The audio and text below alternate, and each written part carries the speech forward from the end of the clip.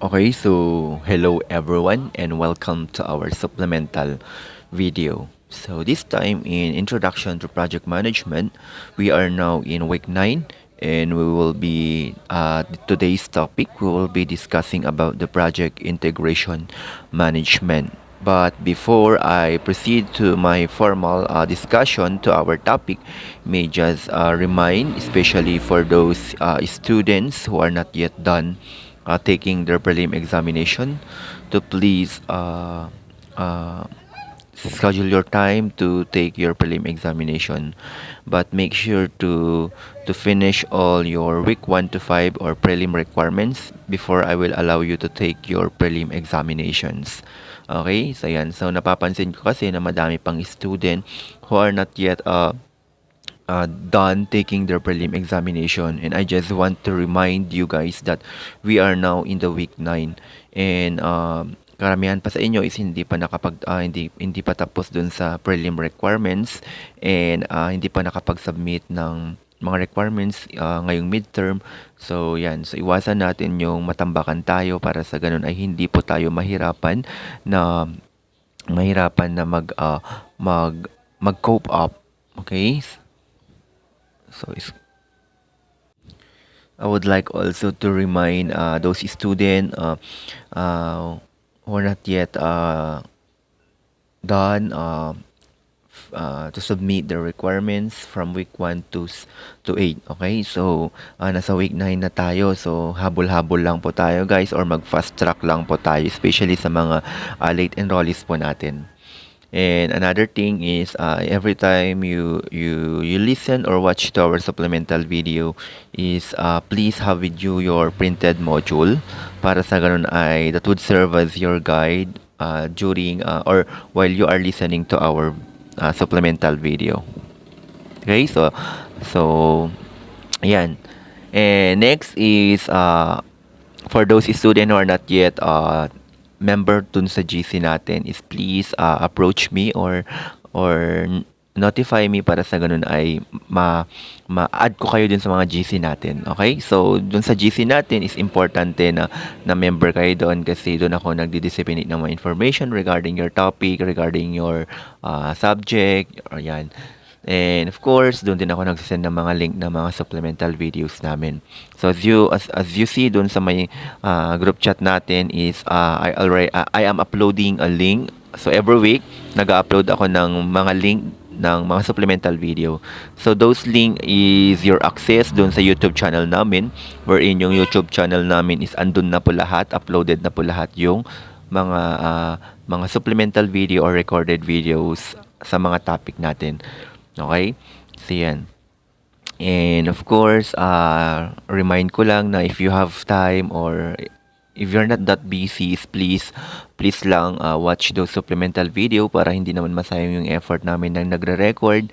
So, para din naman sa inyo ito. And if you watch those supplemental videos, guys, it really helps you a lot, guys, to understand better the lesson. So, kung hindi kayo busy, sana mapanood ninyo, para naman ma-acknowledge naman yung effort namin, 'di ba? So hindi naman kasi yun, hindi basta-basta yung ginagawa namin. So as a reward sana sa amin is panoorin nyo sana yung mga supplemental videos na yon, kasi para din naman sa inyo yon. So we're just helping you to understand the printed module that you have.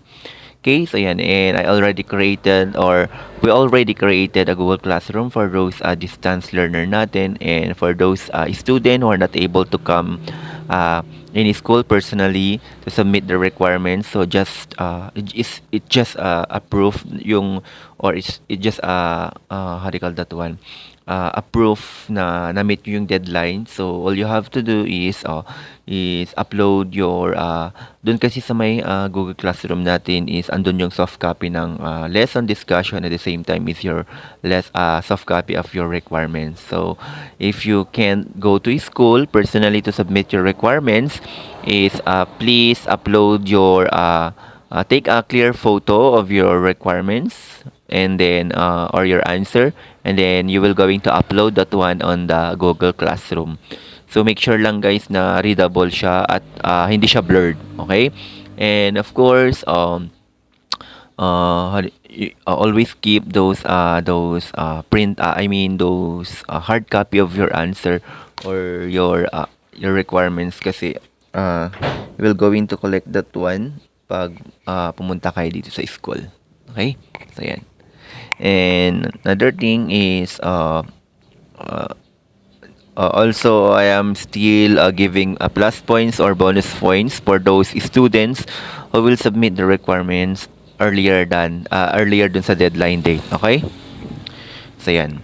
So, today's topic or today's learning objectives, at the end of the lesson, you will be able to define what is project integration management and discuss strategic planning and project selection and apply methods of selecting project. So those are our learning objectives for today's topic. So again, once again is welcome to our supplemental video, and we will be discussing about the project integration management. Okay? So before that is what is a project integration management? Okay? So when we say project integration management is it always involves coordinating sa lahat ng mga other project management knowledge areas throughout a project's life cycle. So itong integration na ito is ine-ensure niya that all the elements of the project come together at the right times para ma-complete yung project na successfully or makompleto yung project ng maayos. Okay, so if you still remember yung PBOK natin, PMBOK. So according dun sa PMBOK or yung Project Management Body of Knowledge, so ito yung guide. So it is a 4th edition. So there are 6 main processes involved doon sa project integration management.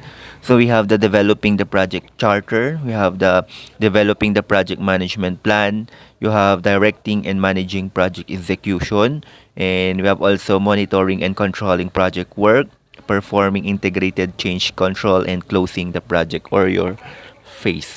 Okay, so when we say dun tayo sa first muna. So we'll be discussing all of these. So dun sa project dun sa developing the project charters. So dito it involves yung working with the stakeholder para makapag-create ng documents that is formally authorized doon sa project, which is the charter. So yun yung developing the project charter.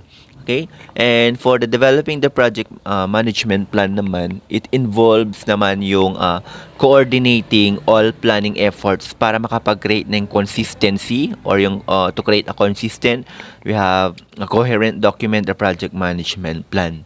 So it is very important din talaga na how will you going to manage in planning the project para or in planning or in developing the project. So how will you going to plan to develop that such project? Next is we have directing and managing project execution. So dito naman it involves naman yung carrying out the project management plan by yun yung performing yung mga activities included doon. So yung output of this project are deliverables, work performance information, change requests, and you have project management plan updates and project document updates. Okay, so that is for directing and managing project execution. Next is we have monitoring and controlling project work. So dito sa number 4 natin, dito sa fourth one, it involves yung overseeing activities para ma-meet nila yung performance objectives. Kasi yun yung pinaka-importante, yung objectives of the project. So every time you develop or create your project is dapat yung objectives na sinet mo is dapat ma-meet mo yan at the end of the after you develop that project. Okay? So yan. So yung output ng project the output of this process are change requests. So, pwede rin na, kunwari, pag may mga babago doon, isiguraduhin mo na if you change something doon sa project na yon is dapat hindi siya mahirap baguhin or hindi madama yung buong project. So, siguro may mga changes pero dapat minor lang yung changes or mabilis lang siyang isolve. Okay, so we have also the project management plan updates and project document updates. So, always updated dapat yung mga documents with regards with the project. So for the fifth one is performing integrated change control. So So here in the performing integrated change control is it always involves yung identifying, yeah. So identify what is the problem of the project or what kung ano yung weakness, yung strength ng project and evaluating. So yan and managing changes through the project life cycle. So importante na if there is any changes is dapat alam mong i-handle or kung paano yung pagbabago ng project na yun. So, of course, the output of this project is include yung change request din, status updates, you have the project management plan updates, and of course, yung project document updates. So, next, for the last one is the closing the project or phase involved. So, here is ito na yung ipa-finalize mo na lahat yung mga activities mo to formally close the project or phase or phase. So, yung output ng process include yung final product. Yun na yung final product. Kaya nga closing the project or phase kasi nga ready ka na, ready mo nang isabak or ready mo nang ipagmalaki yung project na nagawa mo. Anyway, pag na-meet mo naman yung yung project objectives mo, ay sigurado naman na magiging successful yung project mo. Okay, so yan. And of course, so as you can see there. So karamihan sa mga tao is kino-consider nila yung project integration management kasi nga the key to overall project success, yun yung key para para maging successful yung project mo. So that is the kailangan i-consider mo din yung project integration management. So, someone must take yung responsibility for coordinating sa lahat ng mga tao. You have the plans and work which is required to complete a project. So, of course, di ba? So, how will you going to complete a project without yung people or yung mga taong tutulong sa'yo or magde-develop dun sa project na yun? And how will you going to make that project successfully if pag wala kang plano, di ba? Yan. And of course, someone must focus on the big picture of the project and steer the project team towards successful completion. So, dapat nakikita mo na ano kaya magiging output nito. So, dapat nakikita mo na, i-imagine mo na so, ganito yung mangyayari dapat, so, ganito, ganyan. So, meron dapat ganon. And of course, someone must make the final decision when there are conflict among project goals or people. So, ibig sabihin is as a project manager is in case na may mga conflict or mga failures na nangyari doon is dapat meron yung tao talaga na magde-decide ng final decision which is hindi naman dapat naman na as a person who will going to decide doon sa final decision is dapat i-consider mo rin yung mga yung idea ng bawat team. Okay?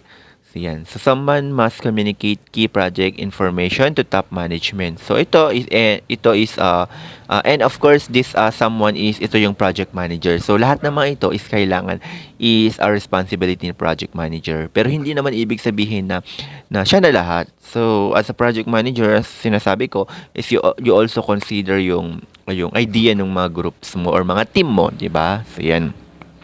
So, yung projects manager chief means is for accomplishing all these tasks is yung project integration management. So, yung good project integration management is critical to providing yung stakeholder satisfaction. So, yung project integration management is dapat include yung interface management. So, ano nga ba itong interface management na ito?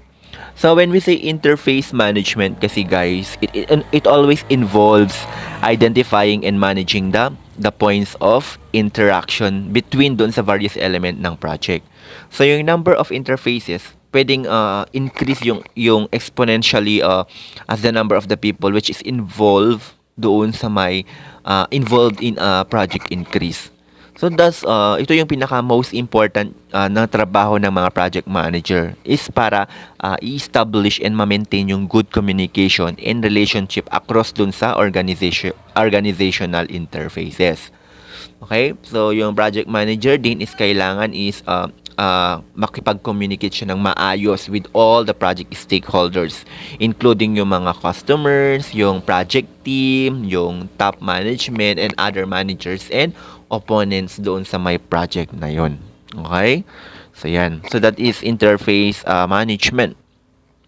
Next is we have also here the strategic planning and project selection. Okay? So, when we say strategic planning and project selection, so So, ito yung mga successful leaders natin is look at the big picture or yung strategy plan doon sa may organization para ma-determine nila kung ano nga ba yung type ng projects they will going to provide the most value. Okay, so some way argued that the project manager should be involved doon sa may strategic planning and of course doon sa project selection kasi nga yung top management is usually they are the one who is responsible for this type of business decisions. Pero successful organization is kailangan or know that yung project managers can provide valuable insight into the project selection process. So, meron din tayong dalawang, how do you call that one? Project selection process, you have the strategic planning and you have the methods for selecting. So, in the strategic planning, is it always involves yung determining yung long-term objectives by analyzing the strength and weakness of an organization. So yun, so kailangan ma-identify mo din kung ano yung magiging weakness or yung magiging strength ng organization. Okay? So, studying yung mga opportunities and yung mga threats in the business environment. Yung mga threats, yung mga ano yung possible na pwedeng mangyari na maka-apekto sa business mo. Okay? So predicting future trends. And of course, yung mga kailangan i-assume mo or mag-isip ka na ganito yung magiging uso or magiging trending in the future. So yun yung hindi yung nakikita mo lang, yun na yun. So as a project manager is you have to think for something na siguro ito yung magiging patok in the future or di ba? And of course is projecting the need for new products and services. So gagaya nga ng sinabi ko, kailangan as a business manager is as a project manager, kailangan mag-isip ka din ng something na bago na hindi na lang paulit-ulit sa masa na parang lagi na lang na ganito ganyan, 'di ba? So kailangan mag-isip ka din ng ilalabas mo na magte-trending. Okay? So yan. So next is how do you call that one? Parang restaurant din sana yan, 'di ba? Na kung paulit-ulit naman yung menu mo doon sa restaurant. Syempre yung mga customer mo is sasabihin nila, paulit-ulit na lang yan, nakakasawa din naman. So one of your strategy is kailangan kunwari pag adobong manok and monggo and then pakbet yung menu mo for Monday you can so syempre Tuesday hindi naman pwedeng maging ganun ulit yung menu mo. So think something na bago which is magugustuhan ng masa or mga customer mo. Next is you have the methods for selecting a project. So, organization is identify many potential projects as part doon sa may strategic planning process nila. And they often rarely on experienced project managers para matulungan sila to make a project selection decisions. So, however, yung mga organization is kailangan nila to narrow down the list of potential projects to those projects that will be most of benefit. So selecting project is not an exact science but is a necessary part of project management. So we have also the method exists for selecting from among possible projects. So you have here the 5 common techniques. So first is focusing on broad organizational needs. So ano ba yung mga mas kailangan? Yung kailangan i-prioritize mo. So, sa school is yun. Ano ba yung pinaka-most na kailangan namin ngayon? So, most kailangan namin ngayon, number 1, enrollees. Tama. Joke lang. So, most na mga kailangan namin ngayon is yun, yung dapat maganda yung connection ng internet, maganda yung quality ng mga sinesend namin na video, or ano pa ba, most kailangan namin ngayon is mga printing machines, yung mga yan, kasi I will be going to deliver a module or give you the hard copy of your module is pag wala yung mga yun. So, kung yung mga unnecessary things na hindi naman kailangan is pwedeng iset aside muna, tapos yung mga priority muna, yun yung mga kailangan. So, kailangan mag-focus. So, kami, nagpo-focus kami, so each students, nagpo-focus kami sa pag-record kasi nga, yun yung isa sa mga way namin to help you to understand better the printed module that you have. Next is we have performing net present value or other financial analysis. So, as a business, importante din yung breakdown ng mga gastusin nyo, kung ano magkano yung mga nagasto nyo in a month, in a year. So, yan. So, kailangan para sa ganun ay malaman mo kung kumita ka ba this year or this month or bumagsak ba yung income mo, parang ganun. Next is next is categorizing information technology projects. And next is using weighted scoring models. So, yan. And implementing a balanced scorecard. So, in practice, dito sa may 5 common techniques, so in practice, so karamihan sa mga organization is gumagamit sila ng combination of these approaches, which is the strategic planning and methods of selecting project. Okay, so, and of course, lahat ng mga approaches na to has advantages and disadvantages. Okay, so siguro yung strategic planning is may advantages sa business ni Juan. Pero si gano'n naman, of course, may disadvantages din yan, di ba? So, yan. So, and it is up to management to decide the best approach for selecting project based on their particular organization. So, actually, lahat naman yan, yung strategic planning and methods of selecting project is may mga disadvantages and advantages yan. Pero it's up dun sa project management or project manager and kung paano i-handle yung situation na yan. Anyway, sa business naman talaga is pagalingan lang naman yan kasi who knows, 'di ba, na today's pandemic, 'di ba, may mga talagang nag-close na talaga ng establishment or mga businesses due to pag-lockdown, yung mga pagbaba ng income, 'di ba? So may mga businesses din today na kahit pandemic is still surviving. So siguro is yun nga sabi ko nga sa inyo is it's up dun sa project manager kung paano yung magiging strategy niya siguro. Siguro yung strategy niya is nagbawas siya ng empleyado or tapos nag-isip siya ng another way for ganito ganyan. So yun. So 'di ba? So kailangan handa ka sa mga kung anong pwedeng mangyari sa business mo. Ayan. Okay, so next is we have also here the categorizing information. Tama? Categorizing information technology projects. So, in categorizing information technology projects, so it is another method of selecting a project na naka-base dun sa various categorizations. So, such as yung impetus of the project, so the time window of the project, and yung general priority of the project. So, yung impetus for a project is often respond doon sa problem, yung opportunity, and yung directive. So yan, so hindi na talaga natin maiiwasan na ma-encounter talaga yung mga problem, and then of course pag may mga problem, may mga pumapasok din na good opportunities, yan, mga directive, yan. So dito sa may problems so are undesirable situation that prevent organizational from achieving its goal. So sabi ko nga sa inyo, undesirable situation. So, hindi naman tayo lahat gusto makapag-encounter ng problem. So, meron talaga yung project talaga na hindi mo talaga ma-predict kung kailan ka magkakaroon ng problem. So, just like what happened today na kunwari yung business mo is naging patok or mga restaurant na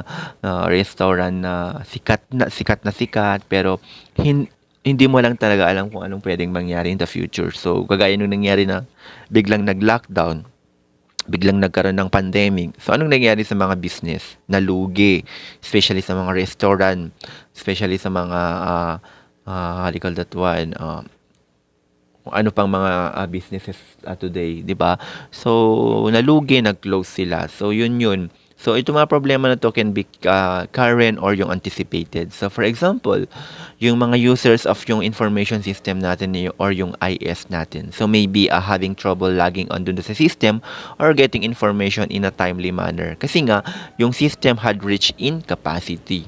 So, in response, sa mga company could initiate a project to enhance the current system by adding more access lines or upgrading yung hardware with a faster processor. We have also more memory siguro, pwede yan, or more storage space. Okay, so yan. Next is we have the opportunities. So, in the opportunities is, ito yung mga chances para ma-improve yung organization. So, may mga dumarating siguro na, kunwari, just like how do you call that one? Just like what happened today na walang face to face or how do you call that one?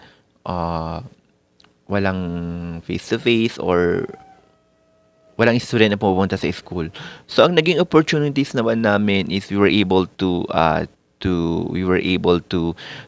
create to make a module of each subject. So imagine mo, 'di ba? So pag face to face na is ang magiging advantage naman nito is kahit absent na yung teacher is meron na taming gagamitin na printed module or materials na module. Okay? So yun yung parang naging opportunities din namin, and of course na-enhance din yung pag-iisip namin para makapag-isip ng magandang lesson, yan.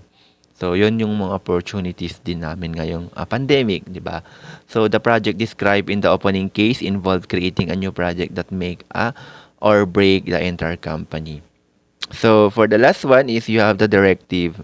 So, ito is mga new requirements imposed the management, yung government or some external influence. So, for example, karamihan sa mga project involving yung mga medical technologies. So, kailangan ma-meet nila yung rigorous government requirements. Okay, so those are the the categorizing information technologies. So we have the problems, opportunities, and directive. So organizations select a project for any of these reason. So it is often easier to get approval and funding for project that addresses yung problems or yung directive. Kasi nga yung organization is kailangan how do you call it, must respond to these categories of project para ma-avoid nila yung pasakit sa business or hurting their business.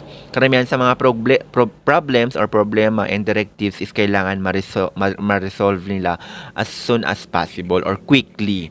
Kasi nga, managers must also apply systems thinking and of course seek opportunities for improving yung organization through dun sa information technology projects. Okay? So, yan.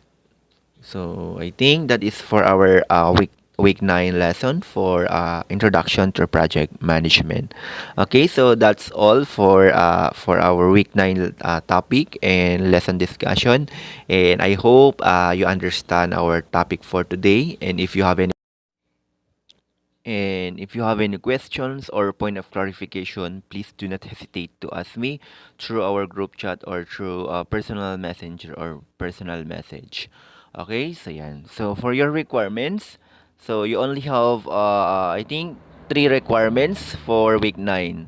So for your instruction of your requirements, please you will going to answer. I will you going to use a yellow or a sheet of yellow pad paper for your answer, and please avoid erasures. And I just want to remind that every time you write your answer, especially pag essay, please always write the questions. Okay? So for activity number 1, that is for multiple choices. So always read the question carefully and choose the best answer. So 1 to 10 items yan. Okay? And for your activity number 2, so from the given table below, list at least 5 on what is being asked. So for the first, dun sa table natin, you have strategic planning help us to. So, in what way na natutulungan tayo ng strategic planning? So, you will going to enumerate at least 5. And for the next column, you have selecting tools in strategic planning help us to eliminate what? So, yung selecting tools in strategic planning is help us to eliminate what? So, list down at least 5. And for your activity number 3, answer each of the following in 10 to 15 sentences. So, you will going to discuss the 5 items that you have mentioned doon sa activity number 2 natin, doon sa column 1 natin. So, build an effective approach to project development. And you will going to discuss also the 5 items that you mentioned in activity number 2, column 2. So, unify to produce a successful project. Okay, so thank you so much for listening, and again, I will be expecting you to submit your requirements anytime this week, and mag-iingat tayo palagi. Always keep your immune system strong. Always wear your face mask every time you go out, or your face shield, and then wash your hands daily and mag-sanitize kayo. Maintain social distancing, especially sa mga crowded places. And of course, kumain kayo ng mga healthy food. So, thank you so much for listening, and I hope na hindi ito yung last na papakinggan nyo or papanoorin nyo itong mga supplemental videos namin. Sana sa susunod pa. So, thank you so much and God bless us all.